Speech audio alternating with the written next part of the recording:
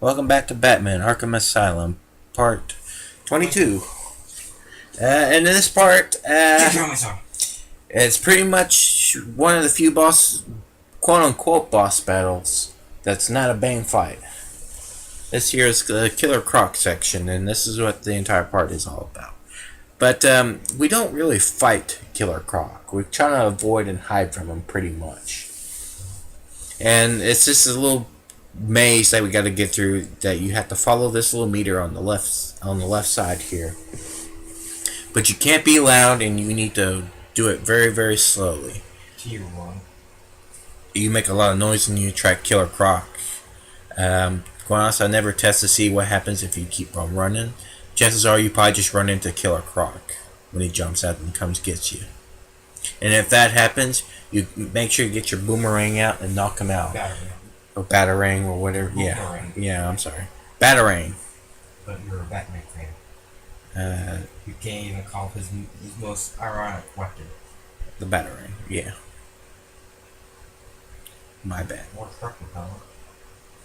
You only used that once in that movie. Yeah, pretty much. I think here in a few seconds I do get caught because I kind of auto aim kind of sucks. So yeah, I got caught. I got dead. I got killed. I got eaten. Auto aim kind of sucks, so you need to manually kind of throw the battering yourself, pretty much. Because I was kind of hitting the L1. I think that's what you do. You tap it double times to throw it, pretty much. Right at it automatically, but the problem is it was so wonky that it kind of did not work to my favor, so I had to manually throw it at him. Pretty much, it kind of is stupid. What's the point of auto aiming if you can't rely on it? So pretty much, what you're trying to do is Batman's trying to do is pretty much just getting a cure ready for poison ivy and whatnot. Or no, it's a cure to. No, it's a cure to pretty much to the Titan formula, pretty much. Yeah, that's applied. It's a formula to try to counter Titan, pretty much.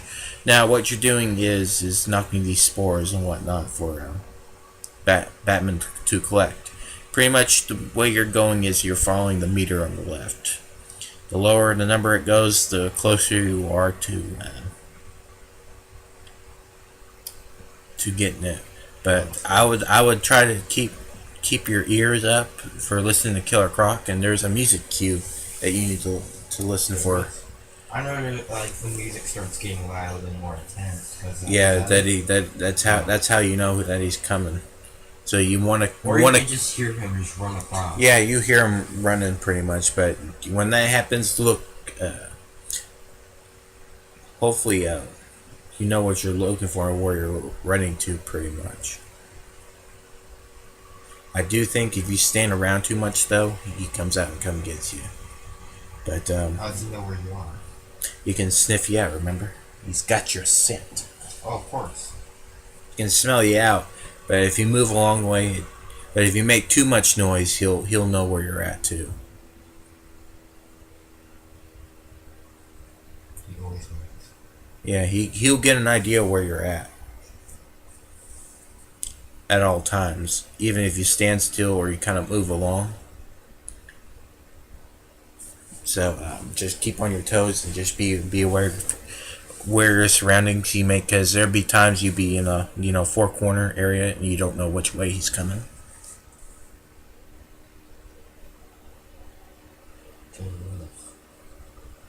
So you kind of have to look around and kind of. Usually he likes to pop up in front of you time to time again, but there'll be one or a few times that he kind of sneaks up on you or behind you. Like now. Yeah. Let's see here. How many do we need to collect? 1, 2, 3. Yeah, I think you're right. I think we have to collect 5 seconds. That's 5 sounds familiar. Yeah, I think 5. I think it's pretty much. I think it might be the magic number 5. 5 samples you need to collect, but after that, you still need to get on it. You need to get out of here, though. Pretty much. Now, every once in a while, you might get the option where it tells you need to run as fast as you can, because he's knocking and destroying all the boards for you to travel on. How dare you. I need those.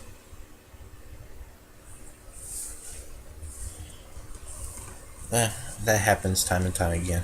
And I think it happens actually this little cutscene here that we just got. Now, I think we might need one more sample. But, let's see here. It's a zip line. Or the line launcher. Not the rocket launcher, which I'm still... Oh. So, we make our way through. Pretty much that's about it. That's all we're doing here. If you're expecting a mono fight, don't expect that here in this game. No, that's what you get for having dreams. They don't come true. So, pretty much, you're just going through here. Be as quiet as you can, but gonna move on, though. I do admit this part here, the game always tends to drag. It's pretty much, it kind of slows down the game at this point. You kind of want to get done and get over with at this point. It's probably my only big critique about maybe this area in general, pretty much. But it's not really too hard of area as long as you kind of keep your head up, your ears kind of open, kind of listen to cues and stuff like that.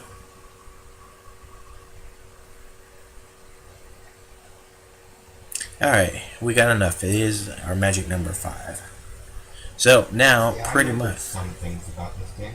Yeah, it's just remember kind of what you're doing and whatnot. But now we need to make our way back, pretty much.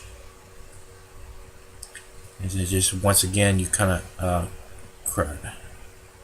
Got killed or get eaten because I accidentally, instead of the batarang, I had the explosive gel out.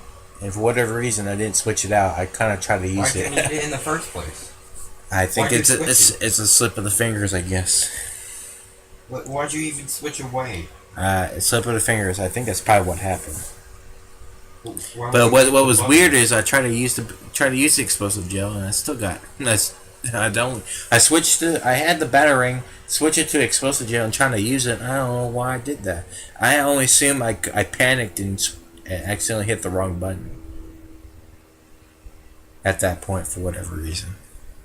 I think that's pretty much what I think may have happened. Well, I think what happened? Excuses.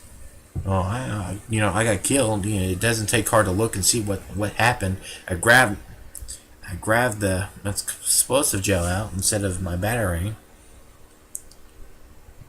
Why were you switching your weapons? I guess I don't know.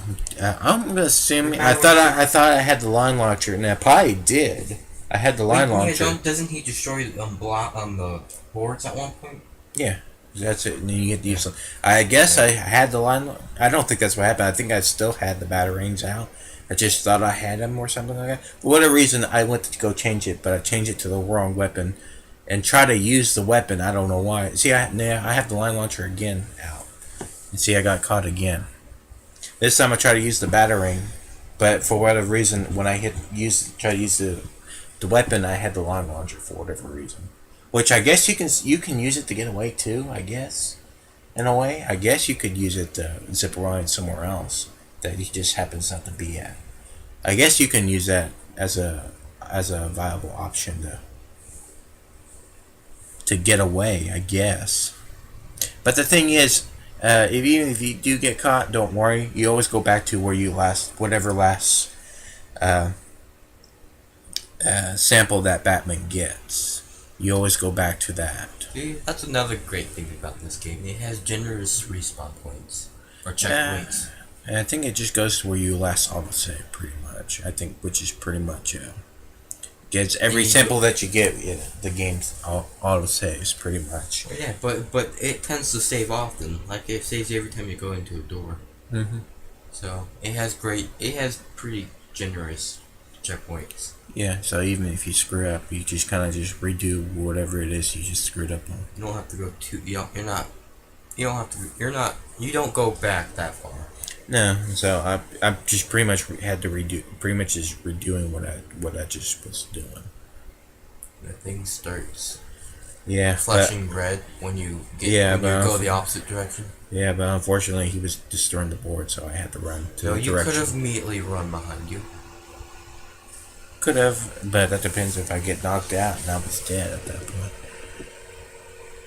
But yeah, it is what it is. So I make sure I got the batarang again because I didn't want to make sure I didn't have the land launcher on me. What's in the upper right? I don't remember. I think it's the sonic batarang. Oh, something that like you don't use. I don't think I've ever really used that. Not in this game, but in City, it's the most. It's probably one of the more helpful ones. But in this game, no.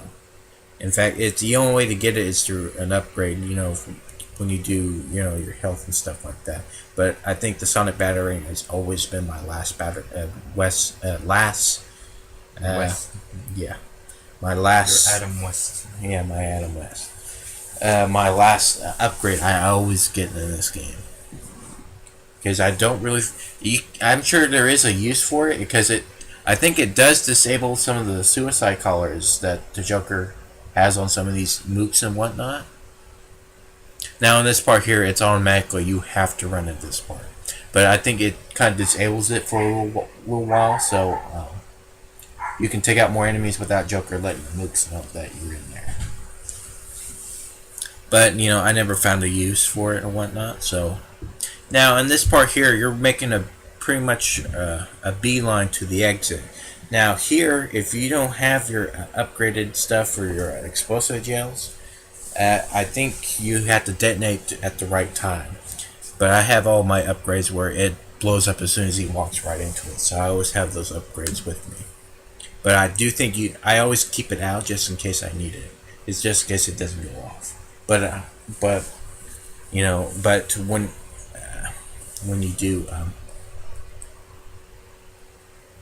when you don't have your upgrades to your explosive gels, you have to detonate on your own. So where does he go? He just falls to a pit somewhere. And that's it for Killer Croc for this game, for at least now. And that's it, we're done. So see y'all next time for part 23. After we get rid of some Joker teeth, and that's it. See ya.